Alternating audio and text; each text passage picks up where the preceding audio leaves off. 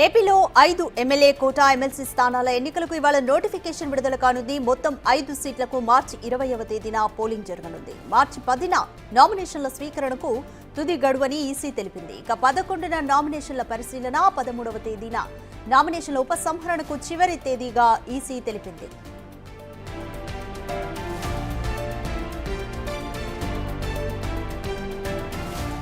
ఇక 5 MLA quota MLC స్థానాలకు కూటమి నేతల నుంచి గట్టి పోటీ ఉంది. ఇందులో జనసేన, బీజేపీకి ఒక్కో సీటు దక్కే అవకాశం ఉందని ప్రచారం జరుగుతుంది. మరోవైపు టీడీపీ నేతలు కూడా ఎమ్మెల్సీ స్థానాల కోసం గట్టిగానే ప్రయత్నిస్తున్నారు. ఇక టీడీపీ నుంచి ఎమ్మెల్సీ రేసులో యనమల రామకృష్ణుడు ముందు వరుసలో ఉన్నారు. ఆ తర్వాత దేవినేని ఉమా పేరు కూడా వినిపిస్తోంది.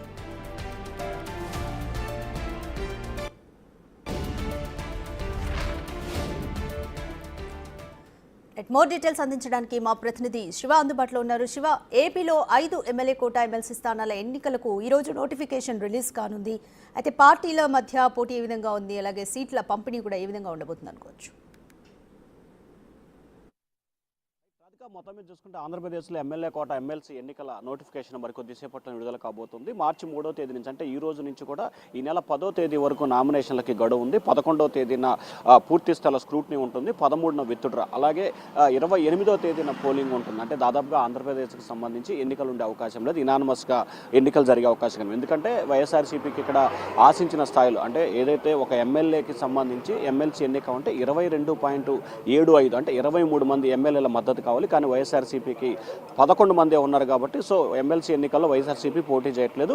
5కు 5 స్థానాలు కూటమి ప్రభుత్వమే కైవసం చేసుకునే అవకాశం కనిపిస్తోంది. ఈ 5 స్థానాలకు సంబంధించి కూడా కూటమిలో దాదాపుగా 15 మంది అభ్యర్థులు బరిలో ఉన్నారు. దాదాపుగా డజన్ మంది ఆశావాహులు క్యూ కడుతున్న పరిస్థితి కనిపిస్తోంది. తెలుగుదేశం పార్టీ నుంచి మాత్రం ఈ సంఖ్య భారీ స్థాయిలో కూడా చేరుకున్న పరిస్థితి కనిపిస్తోంది. ఇక భారతీయ జనతా పార్టీకి ఒకటి, జనసేనకు ఒక స్థానం ఇవ్వాలని చెప్పి కూడా దాదాపుగా కూటమి ప్రభుత్వం, అంటే 3 పార్టీల మధ్య ఒక నిర్ణయానికి వచ్చినట్టు తెలుస్తోంది. భారతీయ జనతా పార్టీకి సంబంధించి ఉత్తరాంధ్ర నుంచి ఎమ్మెల్సీ మాధవ్కి, అంటే మాజీ ఎమ్మెల్సీ మాధవ్కి ఇవ్వాలని చెప్పి కూడా ఆ పార్టీ దాదాపుగా ఒక నిర్ణయం తీసుకుంది. ఇక జనసేన కోటాకి సంబంధించి కూడా ఎమ్మెల్సీ సంబంధించి కూడా ఏదైతే ప్రస్తుతం నాగబాబు ఉన్నాడో నాగబాబుకి ఇవ్వాలని చెప్పి కూడా నిర్ణయం తీసుకున్నారు. ఇప్పటికే ఆయనకి ఎమ్మెల్సీ ఇచ్చి మంత్రిని చేయాలని చెప్పి కూడా కూటమి ప్రభుత్వం నిర్ణయం తీసుకుంది. ఇదే అంశాన్ని చంద్రబాబు టీడీపీ అధికారిక లెటర్ ప్యాడ్ నుంచి కూడా గతంలో విడుదల చేశారు. ఇక 3 స్థానాలు తెలుగుదేశం పార్టీకి వస్తున్న నేపథ్యంలో దీంట్లో ఎస్సీ, ఎస్టీ, బీసీ అగ్రవర్ణాలకు సంబంధించి కులాల ప్రాముఖ్యత వైడిగా ఇవ్వాలని చెప్పి చంద్రబాబు ఆలోచన చేస్తూ ఉన్నారు. 3 ఎమ్మెల్సీ స్థానాలకు సంబంధించి ఒకటి జనరల్, ఒకటి బీసీ, ఒకటి ఎస్సీకి ఇవ్వాలనేది టీడీపీ ఆలోచన కనిపిస్తోంది. ఒకవేళ భారతీయ జనతా పార్టీ ఇటీవల రాజ్యసభ ఎన్నికలకు సంబంధించి కూడా ఒక ఖాళీ ఏర్పడింది విజయసాయిరెడ్డిది. అది గనక రాజ్యసభ స్థానం విజయసాయిరెడ్డి బీజేపీ కనుక తీసుకుంటే 4 ఎమ్మెల్సీ స్థానాలు టీడీపీకి వస్తాయి. టీడీపీ కూడా 4 ఎమ్మెల్సీ స్థానాలు కావాలని చెప్పి కూడా పట్టుబడుతుంది. ఒకవేళ భారతీయ జనతా పార్టీ ఒక ఎమ్మెల్సీ తీసుకుంటే 3 వస్తాయి.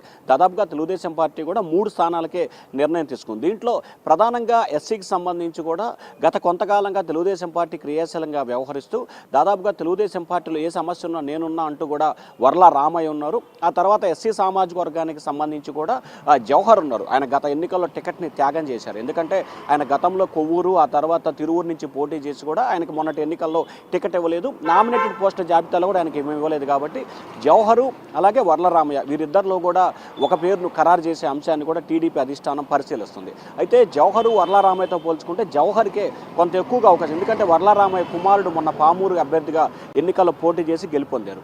ఇక బీసీ సామాజిక వర్గానికి సంబంధించి చూసుకుంటే బేదా రవిచంద్ర పేరు ప్రముఖంగా వినిపిస్తూ ఉంది. దాంతోపాటుగా యనమల రామకృష్ణుడు, అలాగే ఇటీవల వైఎస్ఆర్సీపీకి రాజ్యసభ స్థానానికి రాజీనామా చేసిన మోపిదేవి వెంకటరమణ కూడా ఎమ్మెల్సీ ఇస్తానని చెప్పి అప్పట్లో హామీ ఇచ్చారు. సో బీసీ సామాజిక వర్గానికి సంబంధించి కూడా ముందు వరుసలో అయితే యనమల రామకృష్ణుడు, అలాగే మోపిదేవి వెంకటరమణ, ఆ తర్వాత బీదా రవిచంద్ర. అయితే ఎమ్మెల్సీకి సంబంధించి యనమల రామకృష్ణ పదవి కాలం ముగుస్తుందో ఆయనకి ఇస్తారా లేదా అనేది ఇప్పుడు క్వశ్చన్ మార్కమే. ఎందుకంటే ఒక కుటుంబానికి ఒకే పదవి అనే నినాదం ప్రస్తుతం టీడీపీలో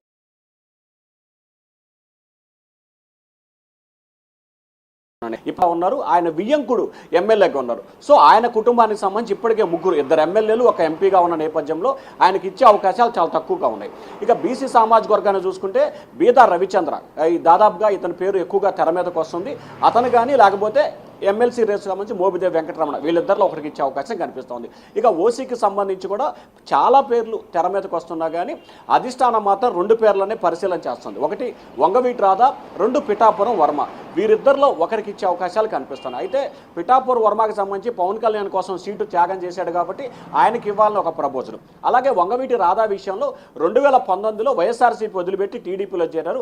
అప్పట్లోనే ఎమ్మెల్సీ చేస్తానని చెప్పి చంద్రబాబు హామీ ఇచ్చారు, మంత్రి పదవి కూడా ఇస్తానని చెప్పి చంద్రబాబు హామీ ఇచ్చారు. ఇటీవల రాజ్యసభ జాబితాలో ఆయన పేరు లేకపోతే అలిగారు. చంద్రబాబు పిలిచి కూడా ఆయన బుజ్జగించే ప్రయత్నం చేశారు. సో ఈ నేపథ్యంలో 3 ఎమ్మెల్సీ స్థానాలకు సంబంధించి దాదాపుగా డజన్ మంది అభ్యర్థులు పోటీలో ఉన్నారు. ఎవరు అదృష్టవంతులు అనేది ఇవాళ రేపట్లో తెలిసే అవకాశం కనిపిస్తూ ఉంది. రాధిక. Thank you Shiva.